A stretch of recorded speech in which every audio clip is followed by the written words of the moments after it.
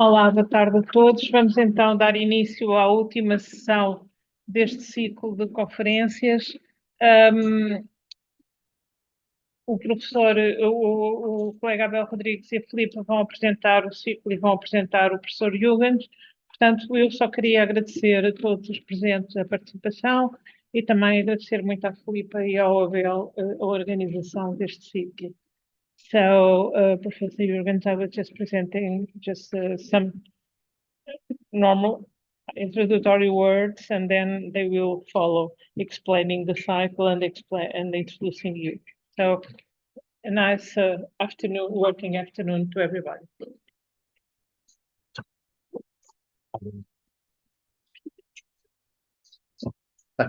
Boa tarde a todos. Muito obrigado por terem vindo para a sexta e última sessão do nosso ciclo de seminários. Eu vou descrever muito rapidamente o âmbito desta série de seminários e depois a minha colega Filipa vai apresentar os conferencistas de hoje. Thank you so much for being here today with us, Professor Anna Canas also. We would like to thank you. Well, o ciclo de seminários Rethinking the Archive tem como finalidade colocar os arquivos entendidos como construtos sociais no centro do debate para analisar e caracterizar as suas origens, funções, estruturas, materialidades e reutilizações na longa duração, bem como para aquilatar o impacto presente da transição digital na construção da memória da comunidade.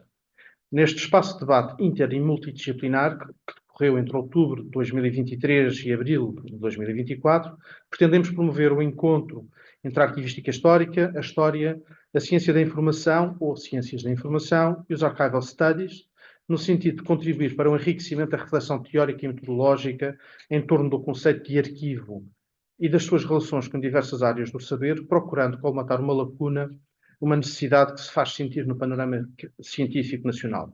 Ao ritmo de uma sessão por mês foram trazidos à discussão, por investigadores de renome internacional, diversas subtemáticas previamente escolhidas pelos coordenadores do ciclo. A análise e os comentários de cada sessão foram sempre efetuados por investigadores séniores do panorama português, também com projeção internacional, no sentido de contribuir para encurtar as fronteiras que pudessem subsistir no panorama científico global. Os textos resultantes destas 6 sessões serão publicados em 2024 num e-book, sujeito a revisão por pares, sob o título do seminário. No final do ciclo de debates, em maio de 2024, realizar-se-á também o Vinculum Project Archival Colloquium, cuja organização já se encontra a decorrer. Portanto, eu passo a palavra à Filipa para apresentar os conferencistas de hoje. Boa tarde a todos. Vamos apresentar brevemente o professor Jeurgens e a professora Ana Canas.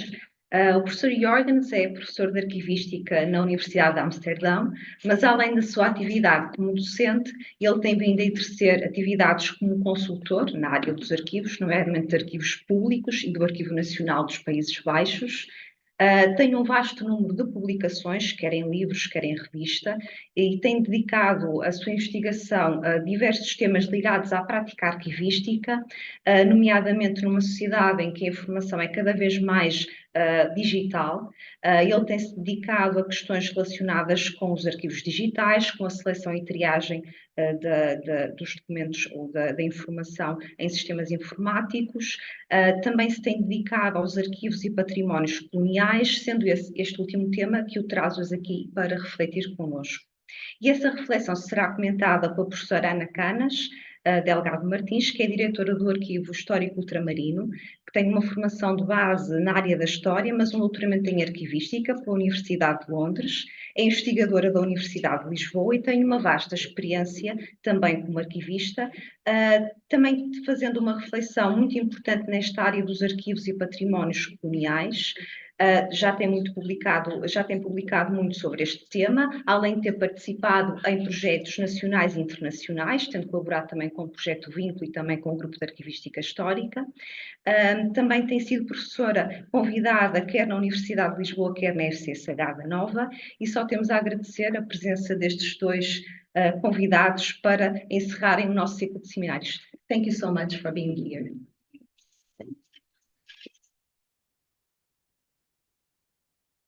Okay, thank you very much for the introduction. Thanks for the organizers to invite me here, being here today. It's a wonderful opportunity. I prepared a lecture of about 55 minutes.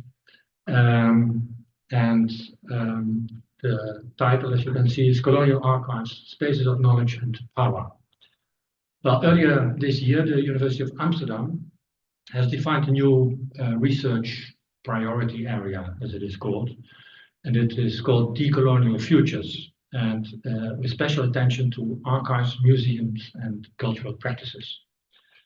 And this research area understands coloniality as a form of power that emerged in the modern period to determine how people are categorized, how power and wealth are distributed, and how social exclusion takes place.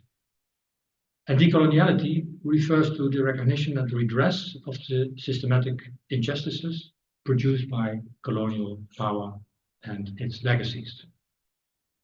So what roles do archival institutions play, and what responsibilities do they have to contribute to decoloniality? That would be one of the questions. And in this lecture, I would like to reflect on the critiques, but also the dilemmas faced by conventional archival institutions to play such a responsible role. My contribution centers around the highly contested genre of colonial records. And I will focus on the situation in the Netherlands, but placed in a broader societal and scholarly debate, which is often labeled with the term decolonizing the archive. And I argue that using the lens of epistemic injustice offers us insight into the problematic aspects of colonial archives. But it can also help archives to avoid further injustices when developing new digital archival spaces. I think it's important to emphasize that colonial archives are inherently problematic spaces for knowledge making and memory. As a Chilean member has pointed out, museums, and the same applies to archives, are not dumping places where history's waste is recycled, but these are primarily epistemic spaces. And Spivak, for instance, emphasizes that the colonial administrative archive was first of all a hall of mirrors reflecting the interpretations of what Europeans thought India was like. The colonial empire was governed based on these fictions. And these distortions, misinterpretations, and fictions are not without consequences for later use of these archives. Miranda Fricker coined the term epistemic injustice as an umbrella term for different forms of injustice in knowledge production. And she focuses on two types of epistemic injustice, so-called hermeneutical and testimonial injustice. And testimonial injustice occurs when a hearer gives a deflated level of credibility to a speaker's word, for instance, based on the speaker's gender or, for instance, race. Testimonial injustice often is the effect of hermeneutical injustice, which has to do with structural identity prejudice. And Fricker defines hermeneutical injustice as the injustice of having one's social experience obscured from collective understanding owing to structural identity prejudice in the collective hermeneutical resource. So hermeneutical injustice is connected to the way people interpret their own lives and how others are able to understand those lives and experiences. And some groups in society have few or only very distorted resources at their disposal to interpret and understand their own lives and daily experiences. So having access to hermeneutical resources is therefore very important because they constitute a frame of reference and give meaning to one's experiences. but what if others have shaped those resources with the ontologies and the categories that define how the world is understood by them? Although Fricker is not very specific about what hermeneutical resources are, I argue that archives are important, but at the same time contested and layered hermeneutical resources. Archival institutions like to present themselves as the guardians of collective memory, which in itself is already a disputed claim. If one wants to use the collective memory metaphor for archives at all, it is at least a very flawed and selective and often even malicious memory.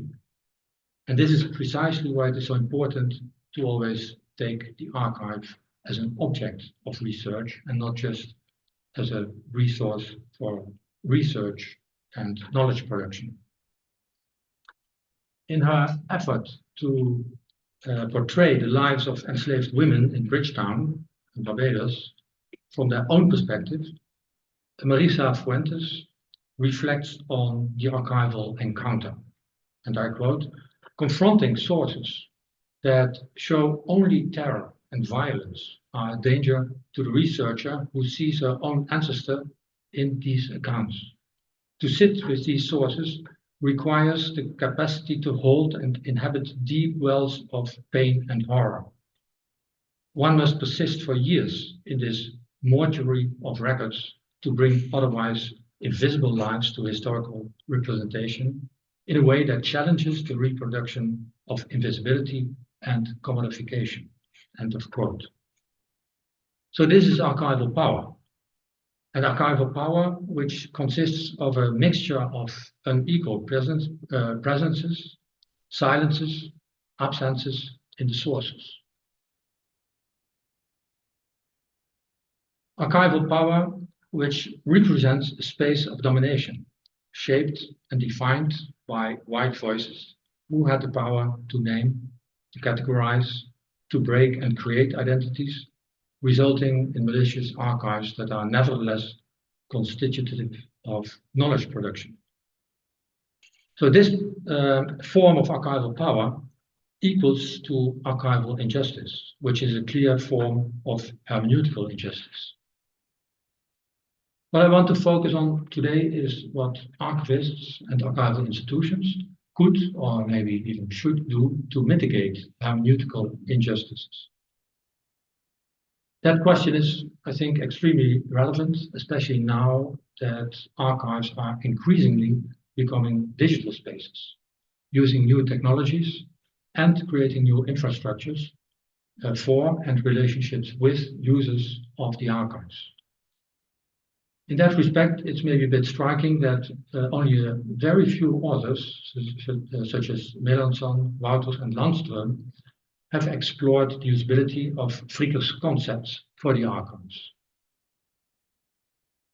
The Colonial Archive contains the written disposit of colonial thinking, acting, and observing. And in the perspective of Fricker's concepts of hermeneutical and testimonial injustice, it is important to dissect who the speaker and who the hearer is.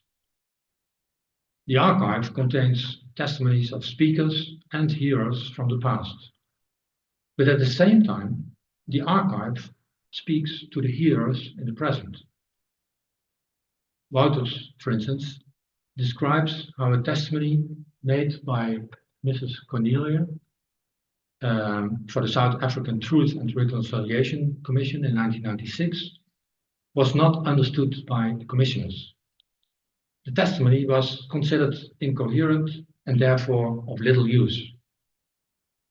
Mrs. Cornelia and the commissioners lived in totally different worlds. And these commissioners knew little about the region and the culture she came from. This case shows how mechanisms of epistemic injustice operate, because her witness was not taken seriously.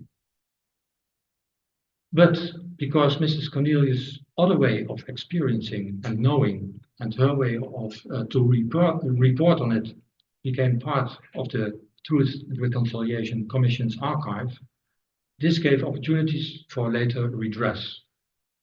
But in many cases, the archive does not contain the direct testimonials of those who have been wronged. At best, they can be heard indirectly via the observations of those who were in power. And colonial archives are crammed with this type of indirect testimonies.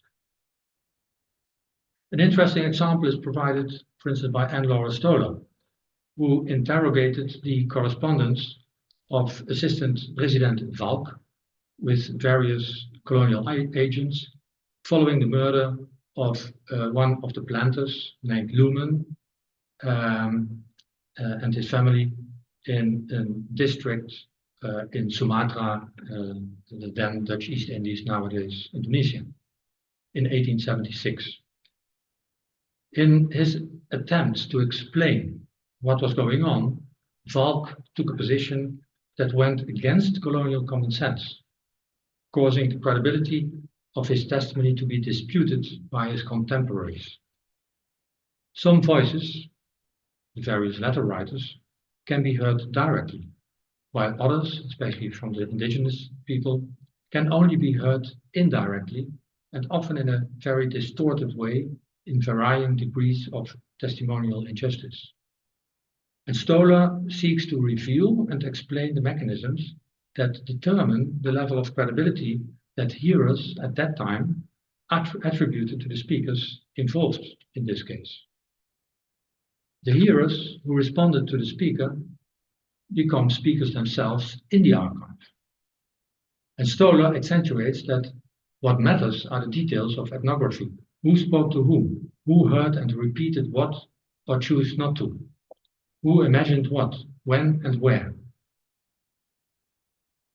Mallinson argues that enslaved people were victims of hermeneutical injustice since their voices have been silenced and their testimonies are not part of the archive. It means that the injustice is preserved in archival materials and transmitted via the archivist's complacency. And Mallinson seeks to find answers to the question what responsibilities this injustice entails for archivists.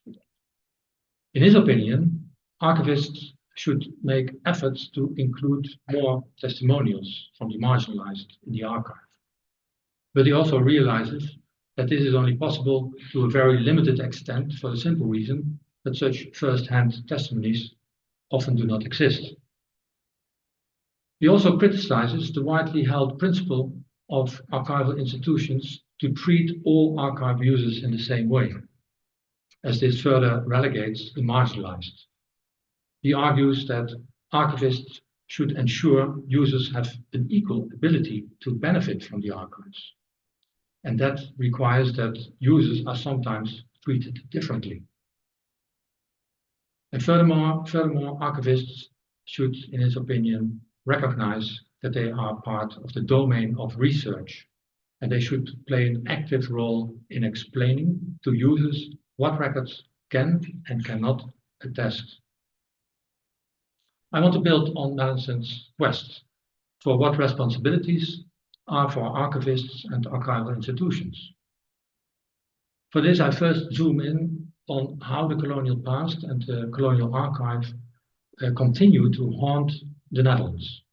And then I discuss an initiative of the Dutch National Archives that can be seen as a sign of willingness to reflect on its own role and societal responsibilities regarding the colonial collections they manage.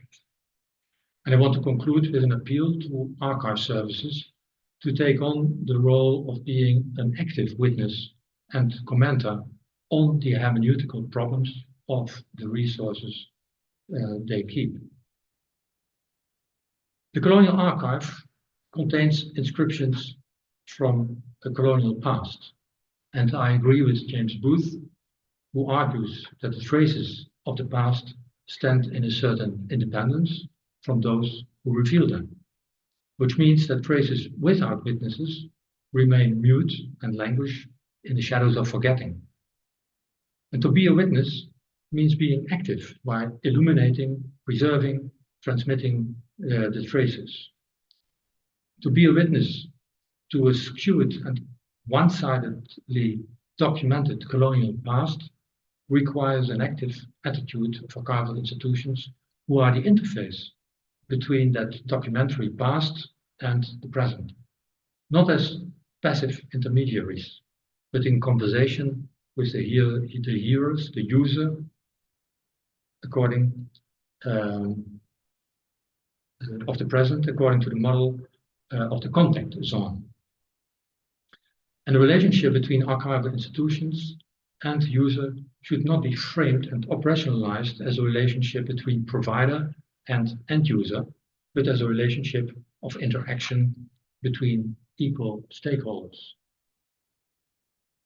The transformation from analog to digital archival spaces creates new interfaces, which, in line with what Drucker argues, should not be seen as a thing, but as a dynamic space of relations.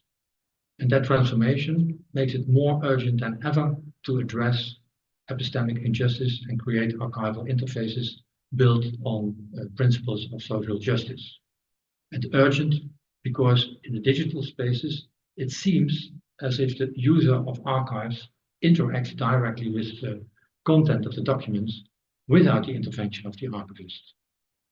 However, what often remains invisible in such digital spaces are the principles and the interventions that the archivist has made behind the scenes to create that interface, which is unfortunately often seen as a pure technical thing. Well, as said before, the Colonial Archive as a hermeneutical resource is a speaking entity to the hearer, the user, the readers, the researchers in the present. It are primarily the researchers, the users of the inscriptions, who determine which aspects will be illuminated, and to a lesser extent, the archivists who, by for instance making descriptions, highlight some aspects while keeping other things in the shade. Listening to the inscriptions without knowing and understanding the anxieties, silences, prejudices, fears, misinterpretations, animosities, interests, rumors that permeate the speaker's texts, the archives, makes them dangerous and unreliable witnesses. It's important to know and understand the cultural code, the logic of those who recorded the inscriptions at the time, but equally important of those who transmit, interpret, and illuminate the inscriptions in the present. Archival institutions are traditionally focused on preserving the traces from the past, but they are becoming increasingly important in transmitting them via large-scale digitization programs.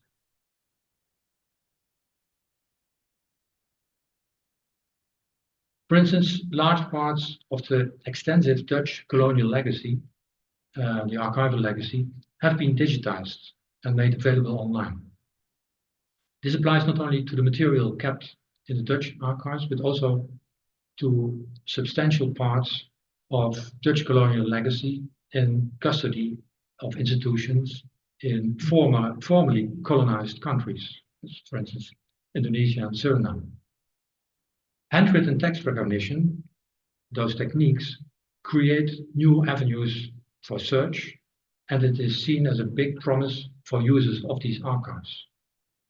Since archival institutions, which act as agents, or perhaps better as brokers of the past, are transforming, or at least want to transform, to low threshold cultural institutions, which are easy to access and are meaningful for large groups in society, it becomes all the more urgent for them to think how a responsible role in engaging with the selective and distorted witnesses from the past may look like, and how the hermeneutical injustice of the colonial archive can be mitigated based on equal relationships between the stakeholders, not least the descendants of marginalized, ignored, and commodified people.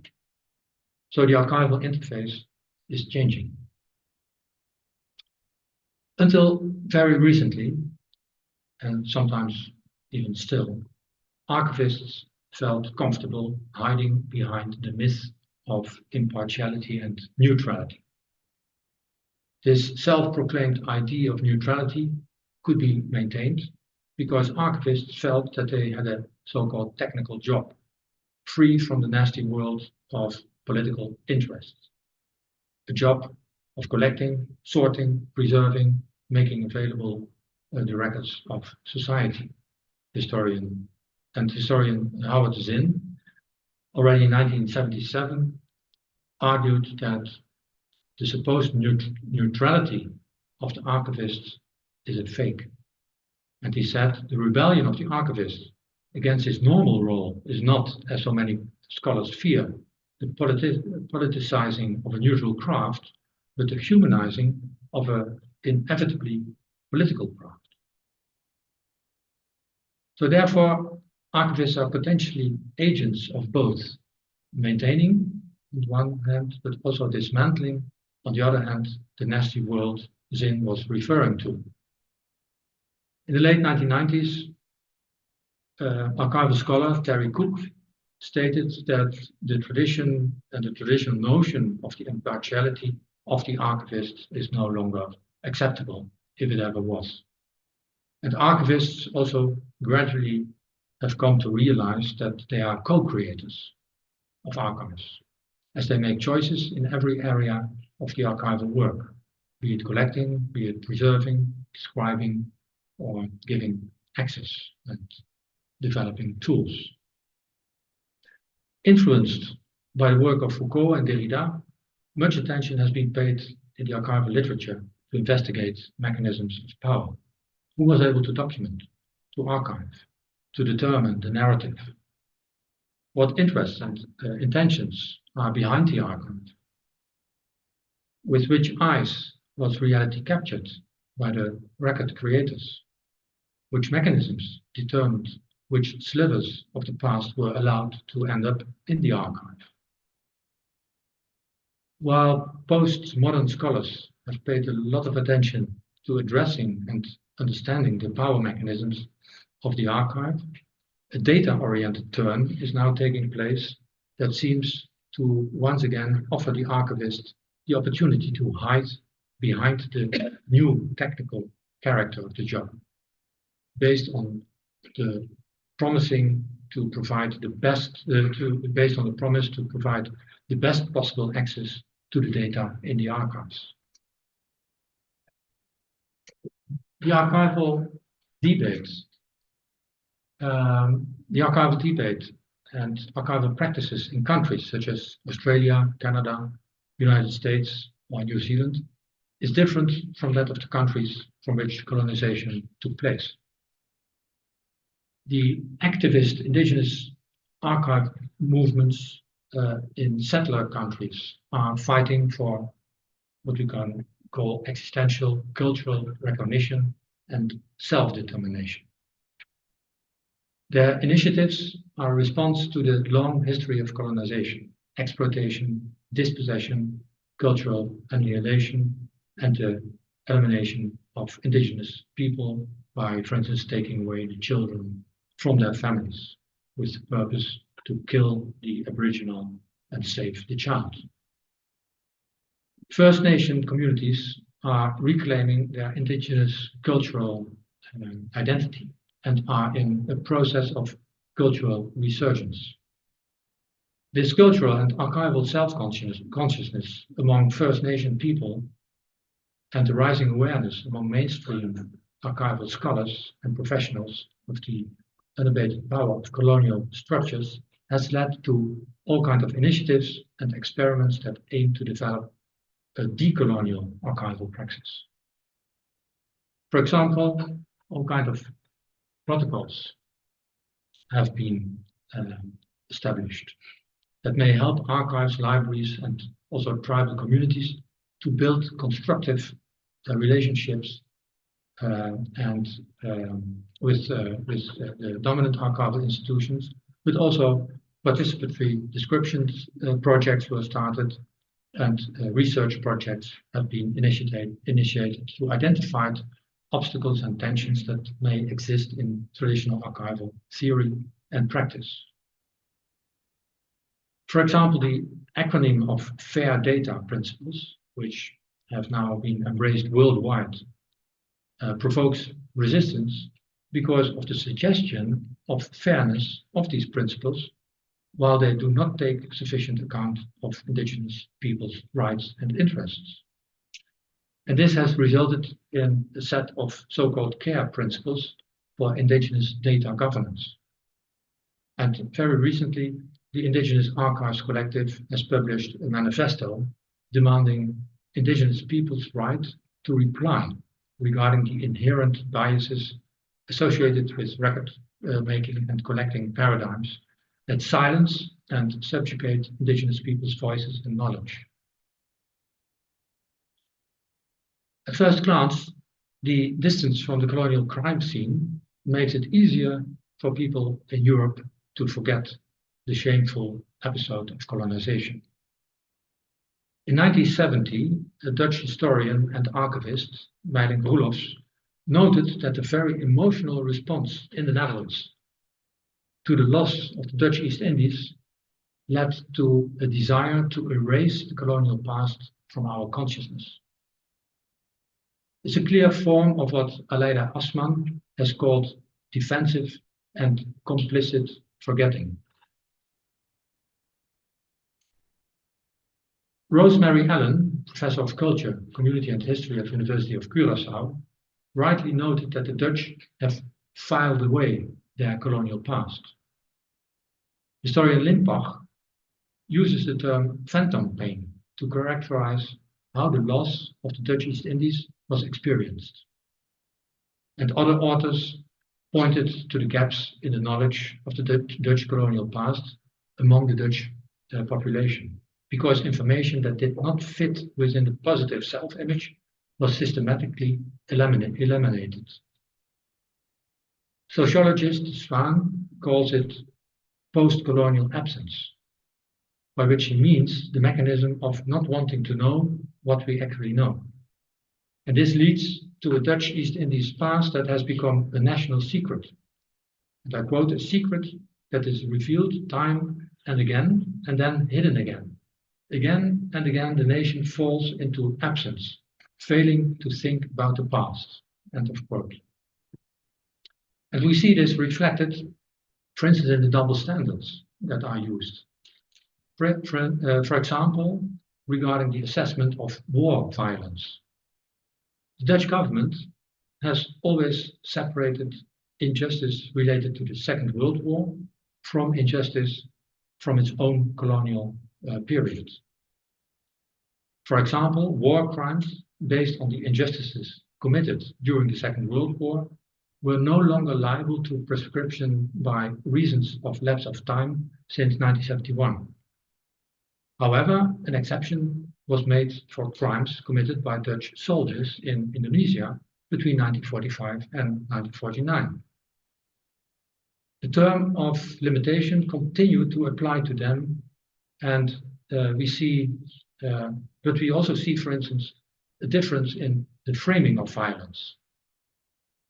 For example, the decolonization war between Indonesia and the Netherlands between 1945 and 49 was euphemistically referred to by the Netherlands as so-called police actions, in Dutch politionele acties.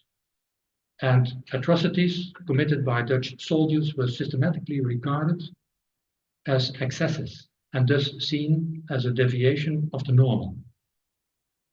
But despite all these forms of institutionalized silencing and downplaying to activate the mechanisms of forgetting, the colonial past continues to haunt the present.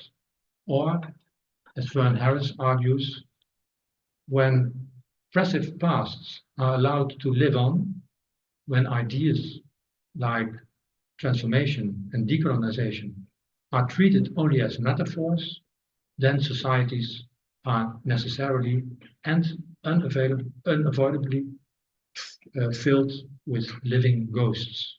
End of quote. And in similar vein, Dutch historian Ilko Runia writes that the Netherlands kept being haunted by the police actions in the Dutch East Indies, as long as it maintained that the cruelties committed were just incidents perpetrated by some unrepresentative rotten apples, and he argues that coming to terms with the historical trauma requires self-exploration and can only be the result of answering the commemorative question, who are we that this could have happened?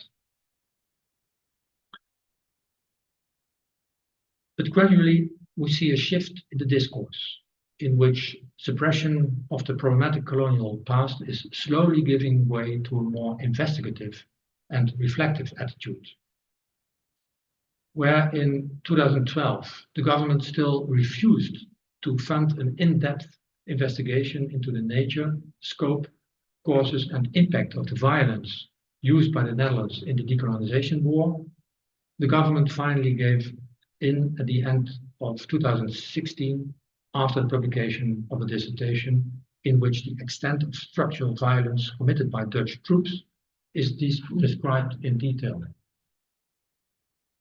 And the results of this large-scale investigation, on which 25 scholars have been working for 5 years, and the results were published in 2022, is a kind of turning point. It concluded that extreme violence on the part of the Dutch military forces was widespread, and those responsible, including politicians and judges, could have had knowledge of the systematic use of violence and extreme violence, as it was called. They were willing to tolerate, justify, disguise, and leave the violence unpunished. However, the researchers still did not dare to classify this extreme violence of Dutch soldiers as war crimes because, and I quote, it puts the Netherlands in the same category as Nazi Germany or Japan in the Second World War, end of quote. But things began to change on other fronts as well. For instance, cities like Amsterdam, Rotterdam, Utrecht, The Hague, but also even banking corporations that have built their wealth on prosperity, largely on the foundations of colonial exploitation and slavery, are investigating their involvement in slave trade and slavery in the 17th, 18th, and 19th centuries. During the Kitty Kotti commemoration, and Kitty Kotti is an annual commemoration of the so-called broken change, that enslaved people became free in 1863, although they still had to wait for 10 years before it took effect. This annual commemoration on the 1st of July and then in 2021, the City Council of Amsterdam expressed deep regret about the city's active involvement in the commercial system of colonial slavery, and that was followed by cities such as Rotterdam, The Hague, and Utrecht, and also by the Dutch government in 2022, and even the King also last year. Also heritage institutions noticing the changes, especially in the way they are questioned about the stories they tell and the objects they have in custody and exhibit.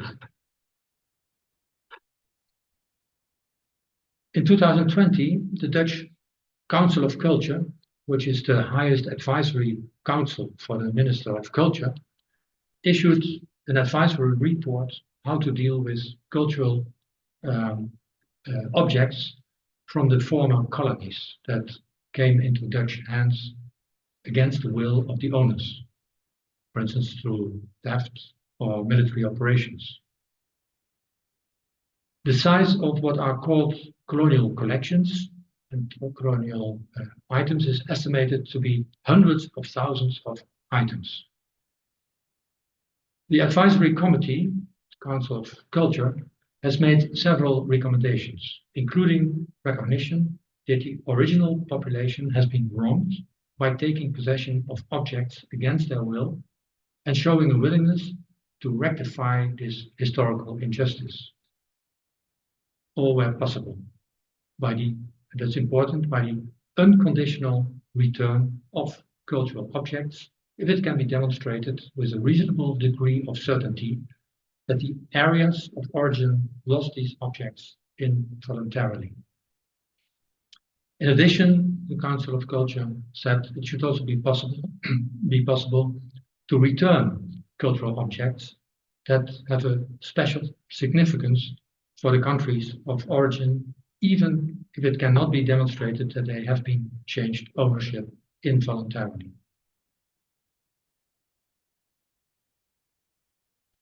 In January 2021, the Minister of Culture informed the Parliament that she is prepared to adopt these recommendations, and the first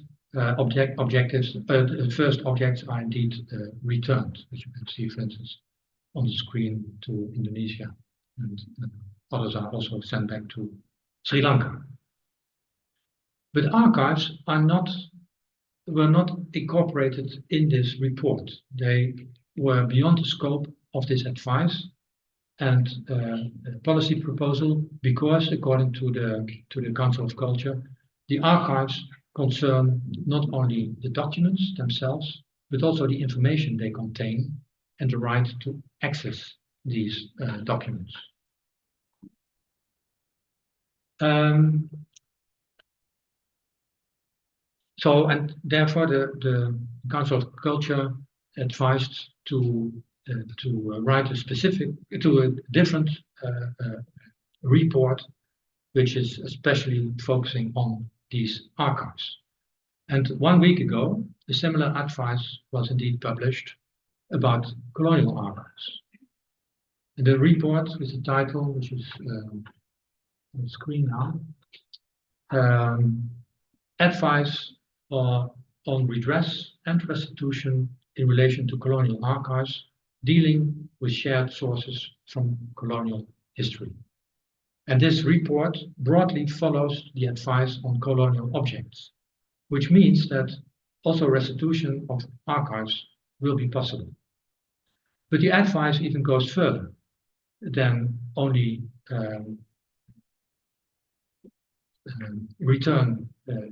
possible return of archives. It also calls for a different approach to these archives based on what the advisory committee calls transitional justice. And I think it can be seen as a formal statement based on a changing view of the role of archives. Of course, the minister and the government still has to decide what they will do with this advice, and that will take quite some time. It shows also that under the pressure of shifting relationships in society, that conventional mainstream archival institutions feel urgency to look at their own role and position in this debate. We noticed that actually with apparent ease, concepts such as inclusiveness, diversity, and multifocality are embraced by archival institutions. Not least because in this way, institutions also see opportunities to connect to audiences that have never been reached before. It is important to approach the use of such words and concepts with some suspicion, I would say, especially if they are employed by these traditional institutions specialized in keeping the documentary legacy from those who were in power. Sarah Ahmed critically analyzes why the term diversity is often more acceptable and less threatening within institutions than terms such as equity work or social justice. Diversity as a term is associated with positivity, feel good, working with rather than against the organization, is not linked to the necessity of changing the values of an organization. And it is a word that is considered inclusive in itself. But the potential dangers are apparent, as one can easily hide behind the word diversity in order not to have to talk about what is required for creating equal opportunities. It obscures the problems, and worse, the buzz of diversity might cancel out the noise of racism. Fatimi Fatima Elatik, she's a Dutch politician and also a leading expert in diversity programs, considers the tasks of becoming truly diverse as a difficult task. Becoming more diverse is not pleasant. It's about healing, about repairing what went wrong. And that means that you first have to acknowledge what went wrong, and that hurts, because then you have to dare to look at yourself and make space. This need to face and acknowledge the mechanisms of pain as a precondition for becoming meaningful for people that avoid the archive as an unsafe colonial space was also a recurring warning and commentary from participants in the round tables, which was organized by the Dutch National Archives.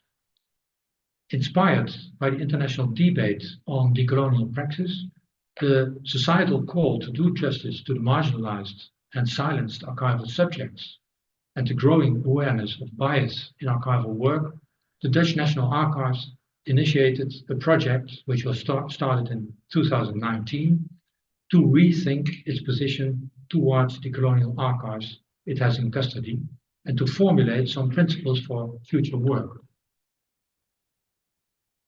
Instead of immediately changing archival praxis, the National Archives choose to first start conversations with communities to avoid the risk to make all kinds of decisions based on their own beliefs without listening or without involving the communities. In 2020, the National Archives started organizing so-called decolonization tables, in which each time about 5 to 6 participants with a total of about 45 people took part. And the aim of this initiative was to listen to the voices and opinions of different stakeholders with various backgrounds and interests. So the participants were, for instance, people with roots in previously colonized communities, especially the former Dutch East Indies, Suriname, and the Caribbean, but also scholars and archivists from the Netherlands and from countries which have been colonized by the Netherlands. And the key question, or the key questions on which participants were asked to reflect, was what they understand by the concept of decolonization and decolonization of archives, and what the relevance of these concepts is to them, and above all, what in their opinion should or could be done regarding the colonial archives that are kept by the Dutch National Archives. So for the National Archives, the aim was to hear how a state-based institution as the National Archives could or should change in a direction that does justice to the interests of the different communities. The participants reflected on the questions from 2 angles. They made observations which refer to the National Archives as an organization in general, but also on the way in which the institution deals with the collections it has in custody, and then especially, of course, the colonial archives. Although most participants were quite positive about this initiative, some participants were cynical about the idea of decolonizing colonial archives or decolonizing European archival institutions, which are indisputable and unavoidable colonial constructs. The D in decolonizing refers to undo something. And it is necessary to formulate much more precisely from which point of view decolonizing is considered and what exactly institutions that claim to decolonize mean by that. What needs to be undone and what can and will be undone by whom needs to be clear. If you can't answer these questions, according to some participants, decolonizing remains a meaningless, empty shell. After all, it makes a big difference whether this is done by a European or a Dutch institution or by a post-colonial institution in a previously colonized country. In the first place, the participants at the round table roundtables held up various mirrors to the National Archives. And in addition, all kinds of suggestions were made to the institution. In general, the participants were critical of the lack of people of color among the staff, apart from low-paid positions such as security guards and depot staff who bring the boxes from the repositories to the reading rooms. Some commentators were very clear in their opinions. And they said, well, if the staff of an institution remains predominantly white, it will never be able to fundamentally change the way it organizes and pluralizes the collections it manages. Hiring people of color in positions of power is conditional for such change. The National Archives was sneered for its mission statement that reads, "We serve everyone's right to information and provide insight into our country's past." Critical comments were made on the limited scope and interpretation of the everyone in the mission statement and our country's past. The state archives, according to the people in the roundtables, the state archives should be more modest in their claims that they are the memory of the country. They are simply government archives, preeminently representing the hierarchical structures of the oppressive colonial power. Archives, several participants noted, should realize that they are considered as intimidating and unsafe spaces by those who are marginalized by history, and very often still in the present. Also, archival scholars like Sessão and Caswell have drawn similar conclusions and argue for an archival approach of radical empathy and an ethics of care that puts those who suffer the most at the center of archival work. It would, in their wording, transfer the reading room space from a cold, elitist institutional environment to an effective, user-oriented, community-centered archival space. And some participants in the roundtables at the National Archives in the Netherlands also shared their personal experiences with the archive. And I quote, it's quite a long quote of one of the participants. She said, "Put yourself in the shoes of a visitor who is already suspicious of government institutions and who is confronted in daily life with prejudice and stereotype. For us, it is an enormous barrier to first have to pass a security guard and to be checked before you can take a seat in the reading room. Then you are allowed to start your research for a painful past that is mainly described in terms of race, power, and colonialism. Though difficult and unpleasant, you have no choice but to read the racist colonial language in the documents to get a glimpse of your history, witnessed and written by Dutch colonials. Sometimes it makes you physically sick to read the racist, dehumanizing language with which enslaved people were described as commodities. Then you really have to stop reading and go outside for a while to muster the courage to continue after a break. But why do I have to put myself in that same colonial frame and use that same colonial language to identify documents, to be able to search the kilometers of archives via the tools constructed and offered by the National Archives?" End of quote. This painful complaint should remind archival institutions that also inventories, indexes, catalogs are more than just neutral finding aids. Or, as Brent Edwards rightly points out, we often take finding aids for granted. Just a tool. It's a listing that tells you where to find materials stored in a given collection. But it's more. It's a finding aid is a textual subgenre in its own right, with its own protocols, with its own, even with its own poetics. End of quote.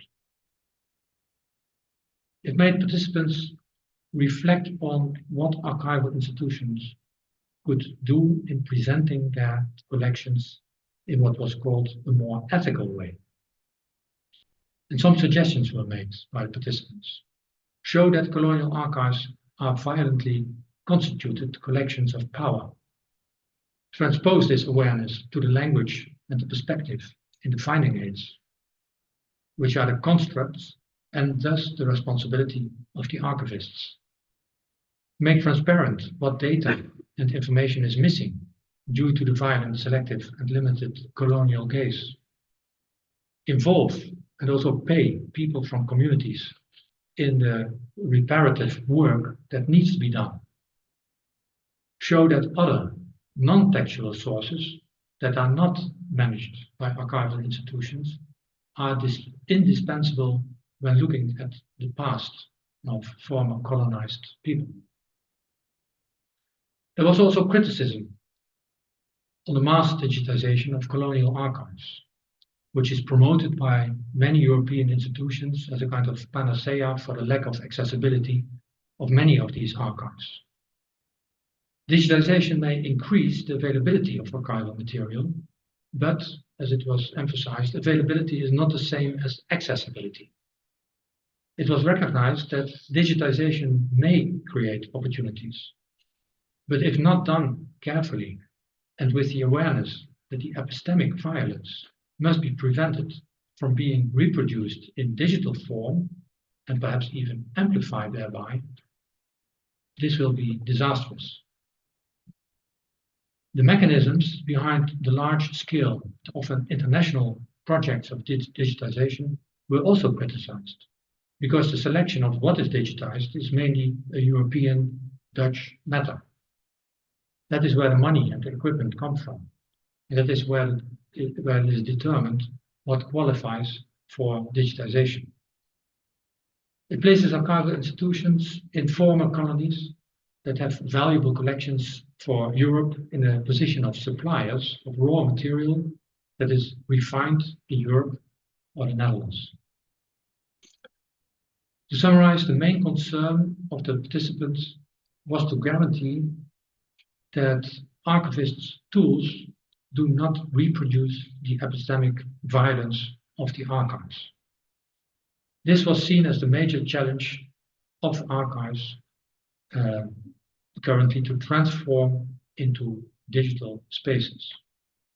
Machine-generated transcriptions, at first glance, seem to offer interesting technical search opportunities, but if that is limited to only a technical-oriented search and find interface, it reinforces the problematic colonial frame within which people are forced to interact with that archive. I will come to some concluding remarks and some reflections. So archival institutions are gradually realizing that they are co-creators of the archives they manage. But they are also confused about their responsibilities with regard to the collections they have in custody and to the users they serve. They are still, I would say, in a very beginning to give substance to these challenges. Before making some concluding remarks, I would like to come back to whether it is possible to reduce the hermeneutical injustice in these colonial archives. So let's go back to Fricke's concept of hermeneutical and testimonial injustice. I started by accentuating that it is important to be clear about who the speaker and who the hearer is. Viewing the colonial archive from a narrow and traditional, almost Rankian perspective, as if it were only sources containing the testimonies of the speakers to the hearers of the past, does not pay attention to the fact that the archive as an entity speaks to today's hearers through the intervention of the archival institutions. We have seen that authors such as Melanson, Seafor, Caswell, but also the participants of the round tables, insist on recognizing and making explicit the hermeneutical injustice of the colonial archive and come up with all kinds of suggestions what actions to take. All are very useful, I would say. But I think even more needs to be done. Archivists, archival institutions should be aware that they are agents of mediation and continuously remediate the archival testimonies of the past. The most recent form of mediating and remediating the colonial archive is by digitizing the testimonies of the past and making them available online, especially via HTR search technology. There's something fundamentally problematic in how this is usually done. Digitizing the documents and making them available with the same succinct metadata that was created in the past when archivists acted as if they were neutral mediators is actually not a way to go. And sure, we start seeing some examples here and there of patching up problematic language in descriptions. But in general, the archive still appeals to the listener as a juggernaut with whom it is difficult, if not impossible, to communicate in a way that different perspectives can be added and discussed. While governments are gradually recognizing that the people being recorded also have rights, these rights are confined to the people living at this moment. For instance, the GDPR, the General Data Protection Regulation, recognizes certain rights of data subjects, such as the right to rectification and erasure in temporary records. And in the event of incorrect personal data in records which are archived in the public interest, so it means the permanent records, which will be transferred to archival institution, Dutch law offers the person concerned the opportunity not to erase, but to add their own version to the permanent records. But on behalf of the deceased, nothing can be added or rectified. And in that sense, the archive will still continue to dictate what can be said about the past and what kinds of stories can be told about the persons catalogued, embalmed, sealed away in the box files and folios. And that's why I argue for a fundamental rethinking of the roles, responsibilities, and opportunities of the speaker and hearer in the archival domain. Archival institutions should not only be mediators of the colonial archive. It should be possible to talk back to the colonial archive and to the mediating archivist. For instance, Bell Hooks explains, moving from silence into speech is for the oppressed, the colonized, the exploited, and those who stand and struggle side by side, a gesture of defiance that heals, that makes new life and new growth possible. It's an act of speech, of talking back. That is no mere gesture of empty words. That is the expression of moving from object to subject. That is the liberated voice. End of quote.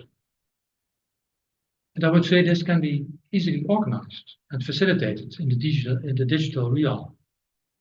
The talking back could become part of the metadata of the colonial archive. Archival institutions are already used to speak via metadata to the users of the archives. But the instrument of metadata is not used as a means of communication through which the speaker, the archival institution, fulfills its responsibility as the mediator speaker. So far, hearers, the users of the archives, don't have direct means to respond to what they hear through these remediated archives. Temi Odumosu, currently a scholar and curator at the Information School at University of Washington, proposes to transform metadata of the colonial archive into the so-called counter record of the colonial. In an impressive article, the name of the article is The Crying Child on Colonial Archives, Digitization and Ethics of Care in the Cultural Commons. She focuses on the digital reproduction of enslaved and colonized subjects in archival collections. And precisely because the ghosts of the past make themselves felt when witnessed injustices are not sufficiently recognized and named, something needs to be done to prevent the mechanisms of injustice from remaining intact without any critical response. And that's why she proposes to transform the metadata into what she calls a repository of necessary tension, where one can return to colonial moments and produce a counter-record of that history. Imagine, she continues, the digital object would do all the speaking that the original could not do. What if the digital object would say on behalf of the persons represented, look, here is my story. I have experienced pain, and now you are part of it. Tell me what you intend to do with me. End of quote. This would lead to a completely new relationship between the speaker and the hearer. And such metadata could thus act as a powerful annotation to hermeneutical resources, the Colonial Archives, in which the voices of the people who suffered most under the system of colonialism and slavery have been silenced and ignored. And that would challenge the hearer, but also give the hearer a role and give the hearer responsibilities. Thank you for your attention.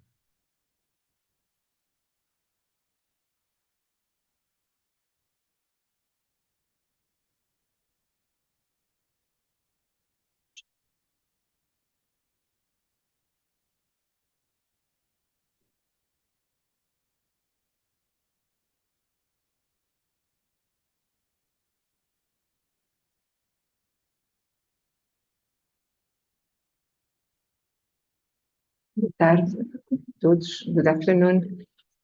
I thank to the organization of these seminars for the invitation to comment the presentation of Professor Jeurgens. I'm grateful to you, Professor, for the possibility of reading such a stimulating text. It gave me also the opportunity to pay attention to different studies, and namely to revisit chapters of Processing the Past from Francis Bloom and William Rosenberg.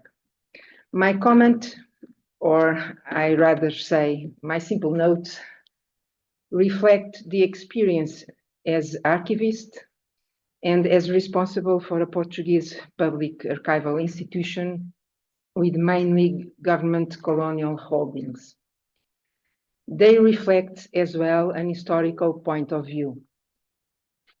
Finally, they are not immune to personal concerns on two issues.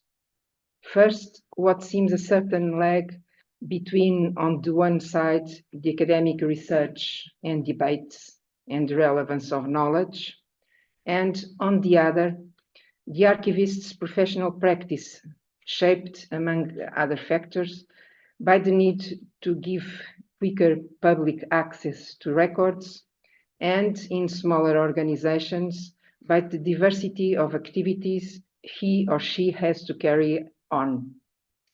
Second, a difficulty to enlarge and update the ways of representing archival resources corresponding to the variety of today's users and their search behavior supported by new technologies. And reading against the grain, to remind Stoller's conceptualization, is a more complex process. First, I would like to stress the richness of contributions from different areas of knowledge and authors.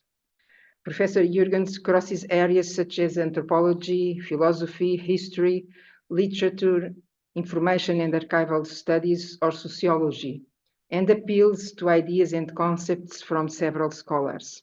I will mention just a few.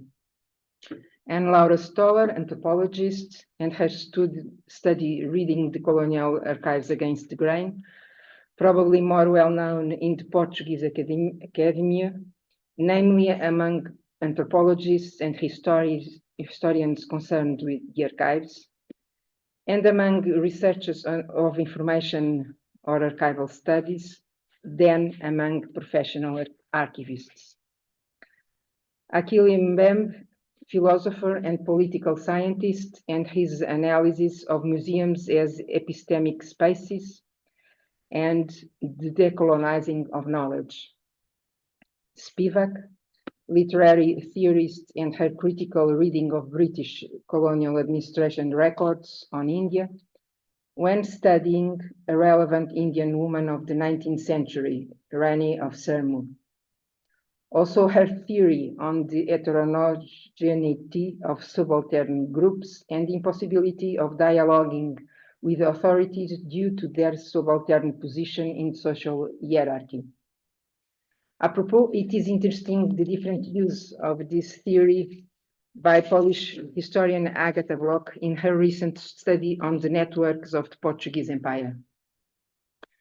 Michel Trujillo, anthropologist, and the attention that he advocated must be paid to silences generated by power in history, in archives, as well as in society. Marisa Fuentes, specialist in African American studies, and her questioning of the ways to use, and I quote, archival fragments to bring into focus the lives of individual women in 18th century Bridgetown in Barbados, and to give visibility to enslaved women. But the newest to me, and I'm sure to the professional area of archivists in Portugal, was the main concept of epistemic justice from Miranda Fricker, philosopher, and namely Jeurgens, Professor Jeurgens' idea of reflecting it in the new digital archival spaces. This in order, and I quote, to help archives, namely colonial archives, avoid further injustice. Explaining what Fricker understands by testimonial injustice and hermeneutical injustice, Jeurgens focused on the latter. It seems worthy to quote again his explanation. Hermeneutical injustice is connected to the way people interpret their own lives and how others are able to understand those lives and experiences. And he goes on, I quote again, some groups in society have few or only very distorted resources at their disposal, end of quote. And he extend these resources, Fricker's hermeneutic resources, to archives. At the same time, Professor Jeurgens points out that these resources are often shaped using categories not shared by groups to which they are related. This leads to the notion of archival power. It makes us aware also of the limits of the idea of the archival institutions as, and I quote, the guardians of the collective memory, which in his words is in itself a disputable claim. I agree that they are not, how I shall say, the owners of this social memory. Instead, they contribute through the archival holdings to its construction. I must add still two questions concerning the notion of archival power by Trujillo and Fuentes, as here mentioned. I quote, archival power, which represents a space of domination shaped and defined by white voices, who had the power to name and categorize, to break and create identities, resulting in malicious archives that are nevertheless constitutive of knowledge production.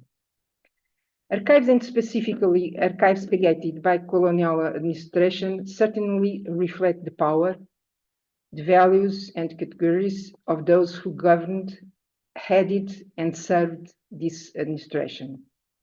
However, is it malicious in the sense of having or showing a desire to cause harm to someone, a suitable or right term to characterize them? Maybe they are, to a certain point, one-sided archives, and because of that, misleading, if not globally analyzed and confronted with other resources. And nowadays, will the expression white voices be operational in this debate, even if we do not interpret it literally? Dismissing both expressions would not affect Professor Jeurgens equaling this form of archival power to archival injustice, that is to say, and I quote again, to a clear form of hermeneutical injustice. Second note, in connection to the issues raised about the archival decolonization debate, some quick references related to Portugal, which I will detail in the text. Portuguese colonialism has been revisited more intensely, probably in the last 2 decades, by social sciences and humanities researchers, namely historians and anthropologists, political scientists, philosophers, sociologists, and in different ways, architects, even generally in a more technical approach, specialists in cultural studies, artists and writers, as well as filmmakers and journalists, many of whom often crossing disciplinary frontiers. Phenomena like racism, slave trade, colonial penal system and resettlement enforced, colonial war, or African presence in Portugal became subjects more studied and visible in the academic and public space, and even in institutions like the Catholic Church. Exhibitions in private and public organizations are more frequent. Blogs appeared and go on disseminating texts and events.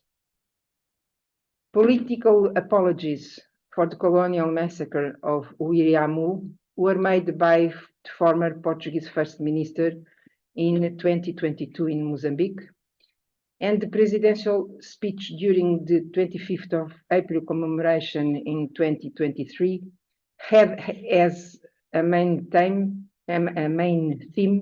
the best and the worst of the Portuguese presence in the empire during the colonization, as he put it. The decolonization of knowledge began to be debated, for instance, in history, at least in 2020, here in Portugal. And recently, decolonization of teaching was advocated. The Portuguese university is not away from the subject of the decolonization of archives, as this session and other initiatives show. Archivists, in general, seem to be far away. Decolonization is a concept still unclear in this context, as I think Professor Charles Jeurgens recognizes. I doubt its operability unless we consider it as a kind of label or tool to attract more attention to the relevance and complexity of colonial archives and to the need of integrating the disturbing aspects of our past in the collective memory. A third note on, and I quote, the myth of impartiality and neutrality, end of quote, of the archivists, also approached by Professor Jeurgens. I am convinced that the work of archivists as human activity in general has to be inserted in cultural, social, and political dynamics. The technical dimension of archival procedures does not remove the need of making choices and decisions. Some of these decisions are political at several levels, some organizational, some professional, collective, and/or individual. They cover several areas of archival practice: the creation of records, archival appraisal, arrangement and description, and still access and reference. Centering on the arrangement and description, efforts have been made in professional domain to reach objectivity establishing concepts such as respect of fonts or provenance with its developments and variants, considering or not the principle of original order. The use and adaptation of the General International Standard Archival Description and other standards, understood as a tool to facilitate and speed up the access to records, were also a major step in the attempt to convey an objective representation of them. I am thinking mainly of Portugal, along the 90s of the last century and in the beginning of the 21st century. This adaptation occurred not without debate, and in parallel with a subtle conviction spread among several archivists that ISADG supported or even guaranteed the impartiality of archival description. In fact, it depends on various factors, one of which, and I quote Bluin and Rosenberg, the capacities and interests of the archivist, as well as the values reflected in the archive. And another point, the scale of work vis-à-vis the extent of archives. Strategies have been implemented to compensate or at least to draw users' attention to the characteristics and limits of archival description. Amidst them, plans of archival description, diverse according to the nature of records, extent, conservation conditions, human resources, funding, users' needs, including rights and citizens' duties, institutional responsibilities, or political priorities. Sure, the methodology followed still remains most of the times internal, but more information on it is being conveyed to the public. Transparency about archivists' practices involves more work and time. There is a risk, however, to consider the addition of information on the archivist's methodology unnecessary to be presented, as most probably it is not searched by the majority of users in the online databases. My following note, fourth, is about the focus on the Colonial Archive, a highly contested genre of records, as Professor Jeurgens refers. I understand this focus here in this session, taking into account the negative weights and legacies of colonialism still today in several aspects of the life of people. Aspects occurring in the independent countries and often in former colonizer countries, namely regarding communities or individuals originally non-European, and the later elements should be considered too. I allow myself to broaden the issue of the contestation of archives beyond the colonial archives. This contestation seems to depend largely on the level of knowledge about them, on the understanding of all the layers and silences they comprise, on the ways they were and are used or misused, and of course, on the addresses of this usage. No record is innocuous, neither is its usage. Some examples. Bluin and Rosenberg referred the paradigmatic case of the Enola Gay controversy. This happened during the planning and selection of archival materials for the exhibition in the Smithsonian Institution Air and Space Museum in Washington, D.C., of the Enola Gay, the first aircraft to drop the atomic bomb in Japan. The exhibition was being prepared in 1995.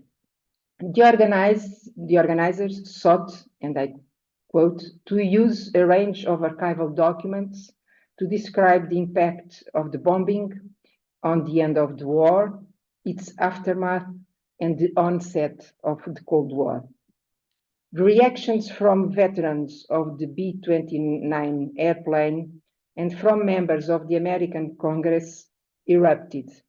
The first expressed that the airplane would not be displayed, and I quote, proudly. The latest, and I quote again, that the exhibit would portray Japan more as an innocent victim than a ruthless aggressor. Some American historians support the museum deepened the debate, which ended in a political controversy and in the cancel of the exhibition. It was followed by the creation of a new digital Enola Gay archive, sponsored by the Air Force Association, to allow, and I quote again, the true story to be properly told. Bluin and Rosenberg concluded that this controversy, and I quote, reflected deeper and more complicated questions about sources and archives, such as, and I quote again, to what extent is the meaning and the value of sources created by the engaged historian and active archivist rather than simple interpreted. Another example, the Portuguese Inquisition archives demand a very cautious approach regarding the interpretation and use of their information contents. Denunciations, indictments, and convictions for Jewish practices of so-called New Christians do not mean that these defendants were all Jews or that observed Judaism. Their testimonies or voices, the indirect testimonies mentioned by Professor Jeurgens, were intermediated by the Court of Inquisition, which also nominated the lawyers. Nor the inquisitorial labels of gentilism and gentilic ceremonies cover always the same type of individual or community beliefs, cultural values, and codes. Their appliance differed according to the officers, and I quote again, the hearers of the past in the sense presented by Professor Charles Jeurgens, and according to the understanding they had of people, practices, and behavior in the way these were conveyed to them. It differed also according to the colonial territory where the Inquisition was acting, namely in the former Portuguese state of India, Brazil, or Angola. And an historian, Miguel Lourenço, gives us examples of accusations of gentilism in India, which analyzed in detail and crossed the information. Some refer to crypto-Hinduism, while others refer probably to Buddhism. The secrecy, the mental categories and classifications embedded in the inquisitorial procedures, as well as the gaps or destruction of archives, especially in the Go Inquisition, do not favor literal or simplistic readings of the records. A similar rigorous approach must be made when dealing with the archives of the Portuguese political police during the dictatorship before 1974. People denounced as communist, for instance, could be just opponents to the regime and or supporters of freedom and democracy. If these and other archives are not duly apprehended and studied, wrong narratives stuck uncritically to records and information originated in a specific context or built out of their context are reproduced and may become dominant. Bluin and Rosenberg, again, remind us of Boris Anan's discussion, and I quote, of the materials concerning the 1931 trial of Soviet academicians, where the fabrications of information was made all the more problematic by the realities of the trial's victims asserting they were Jew, a set of issues that could only be understood by historians fully cognizant of the historical context. fifth and last note on what, and I quote again Professor Charles Jeurgens, what the archivists and archival institutions could or maybe even should do to mitigate hermeneutical injustice. I am not sure if it is fruitful that archivists and archival institutions consider the approach to the colonial archives as a matter of justice. Even if we are speaking precisely of hermeneutic justice or injustice linked to the archives as a resource of knowledge and as an object of study. At least for now, I look upon Portuguese colonial archives on the one side as archival heritage that has an added value and imply an extra responsibility for Portugal and the Portuguese in terms of conservation and access, due to the fact that they regard also other countries and communities. On the other, as archives whose arrangement and description demands, like others, and at least ideally, the study of why and what for they were created, how they were kept, organized or not, their implicit or explicit classifications, absence and uses. In several cases, this should be done, also ideally, at different levels and moments of the archival description. There are some conditionings, and I'm thinking mainly of Portugal. The sphere of activities of the public archival institutions is, as we all know, going far beyond the colonial records. The Overseas Historical Archive, for instance, one I deal with, is just one of these institutions in the scopes of a general directorate, and it is not the only holder of this genre of records. Restricting myself to this archive, there is still work, lots of work, to do concerning simple arrangement and description and rudimentary finding aids such as container lists of namely 3 extensive main archives or archival fonts and series. A lot more is still ongoing to make available online more finding aids. The same regarding digital images of the records.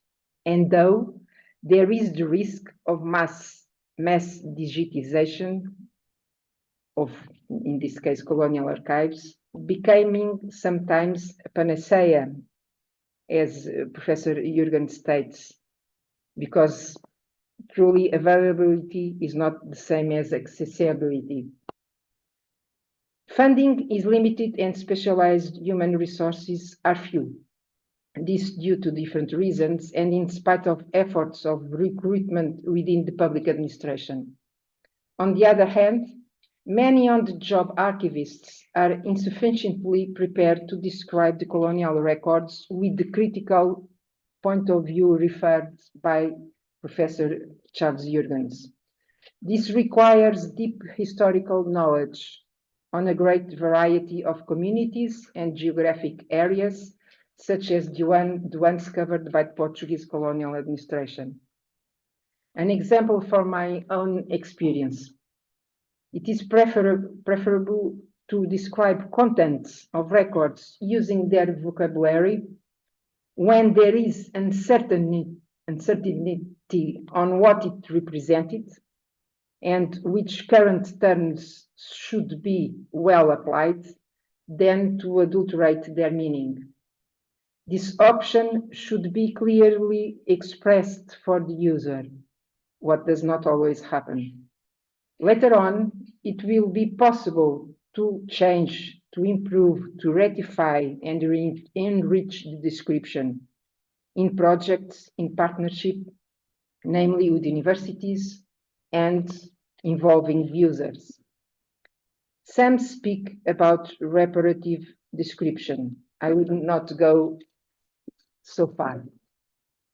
This said, I fully subscribe that archivists and archival institutions should be aware that they are active mediators or between commas, I quote, agents of mediations, as Professor Jeurgens states. And I will end with the following Bruin and Rosa question. And if the authenticating practices of state archives serve to make certain kinds of historical understanding seem like the natural course of a society's development, should not state archivists confront this reduction and systematically work to minimize its effects? Our answer, the answer of Bruin and Rosenberg, is not necessarily. What we think might be needed instead is for historians and other scholars themselves to come toward the archive capable of reading it well.